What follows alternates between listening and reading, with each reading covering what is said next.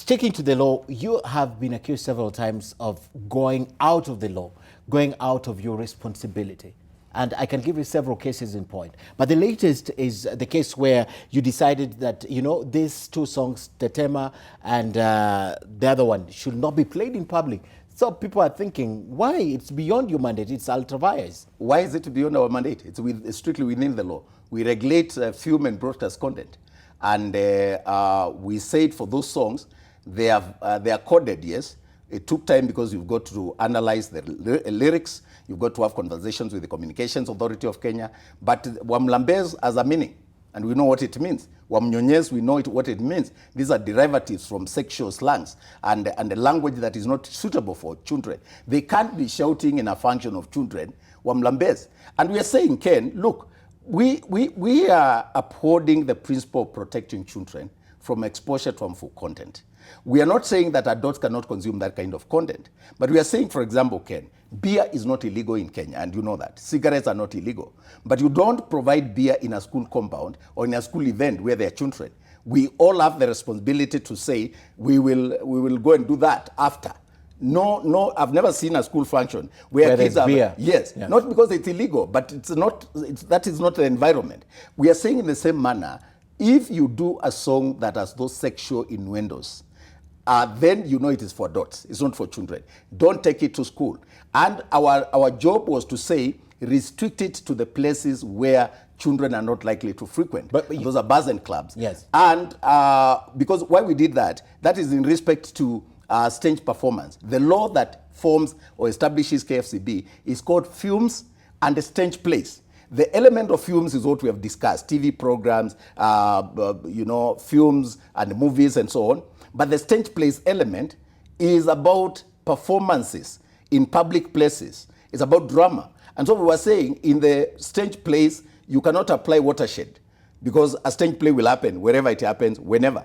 And when it happens, then you need to only apply one rule. It's either suitable for children or it's not. And we say these songs are not suitable. Are not suitable. Yeah. All right. That's very sound, and I really understand you. But let me take you back to 2016 when you banned the poster that was circulating on sex parties. That was not a performance in public. Project X. Yes. If you remember the statement we issued, and we collaborated with the police, in fact, the police were the first to issue the statement. Yes. Then second was Senator Isaac Mwaura.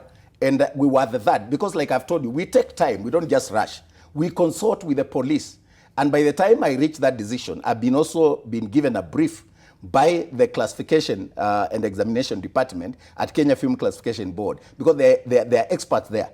And the beauty of it, the guys who examine and classify films at KFCB are not employees of KFCB. The law allows that we co-opt members of the public. These are young lawyers. These are, but it's basically both young and old. It's male and female. It's people bringing different expertise from different academic backgrounds. They're the ones who rate. So when an issue is raised, we give them, and they look at the content, and we empanel an odd number. So we say 3 guys to look at a film and give us, so that if 2 of them vote this way, then we know they carry the day. And where they tie, or where there is actually a major difference, one person could have lost, but they have a fundamental issue on the rating of that content, like it was in the case of Rafiki. Then you put another panel. If a matter is so controversial, you see there's somebody here who is so animated and so committed to push the agenda. So what we do is we allow members of the public co-opted to the examination and classification.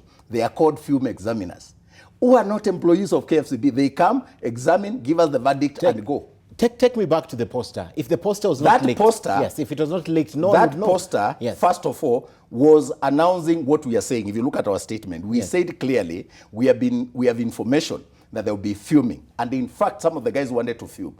They were going to do very dangerous things to those children. And child pornography is illegal. Yes. They were saying, if you remember, the poster was advertising, yes, you will in not a very go good back way. home a virgin. You don't go back a virgin, yes, come without all this, yes, come with your drugs and stuff like that. And there was going to be filming. And when kids are filmed in those compromising positions, these are kids, this part was going to be in Ikeleleshwa. These parties happen in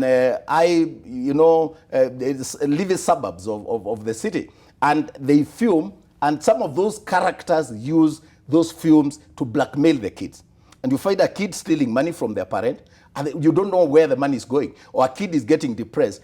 Kumbe, they were filmed, and now they're being told, we'll show this to your father. Yes. So if you don't bring your father in Mdozi, nenda umwambia lete, find a way, get some money.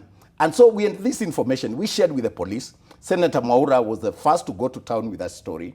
We got the police to issue the first statement, and then as classification board, we issued the statement on Project X. Now, what was going to happen is what this kid has done.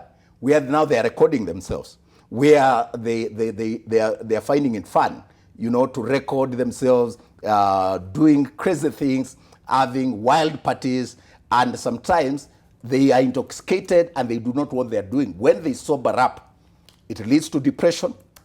They are being introduced to crime. You don't know what happened that time when they were intoxicated. And because there are people opening their houses or living in those living suburbs, allowing access for this kind of children to bring their friends to this kind of parties, we said it should not happen. Okay. To the extent, Ken, where we saved one life, I think it was good that we took that decision.